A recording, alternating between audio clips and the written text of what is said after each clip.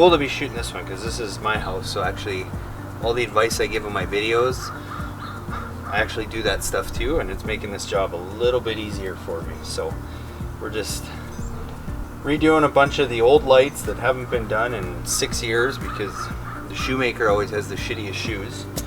So I'm the last one who gets the proper attention. So we're installing a whole bunch of different things.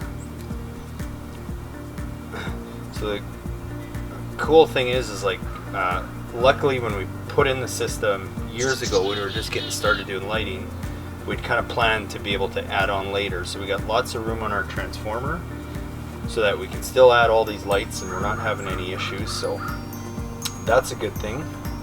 And then we're going to do a couple different little things on this project that I'm excited about because we've been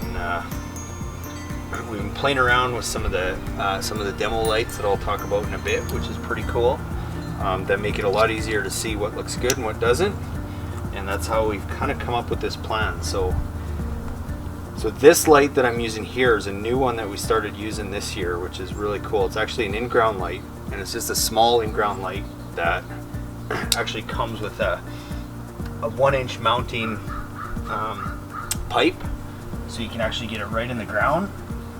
And the reason I like that, especially in an area like this, is these are all raspberry bushes that get pretty wild. We used to have path lights that were in here, but when the raspberry bushes get wild, they would just cover the path lights and you wouldn't get any light. So now what we're going to do is we're actually going to evenly space 3 lights along this whole row, and we're just going to uplight these. And most people wouldn't think of uplighting raspberry bushes because they're not necessarily that pretty when they get wild, but really what we're trying to do is we're just trying to create almost like a different lighting scene back here and just equally balancing light around this whole area, because this is another dark area that we walk around all the time.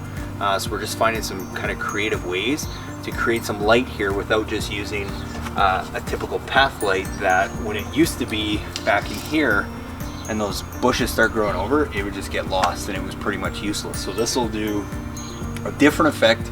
We're able to get the lights a little bit further back into the grass so we can just mow right over them, low maintenance, and it's going to create a real nice look. I always like trying to avoid using path lights as much as possible just because they have a tendency to get knocked over and smashed, and honestly I think there's just better ways to light a lot of areas. So that's what we're doing here, and this is a cool new light that we've just started using.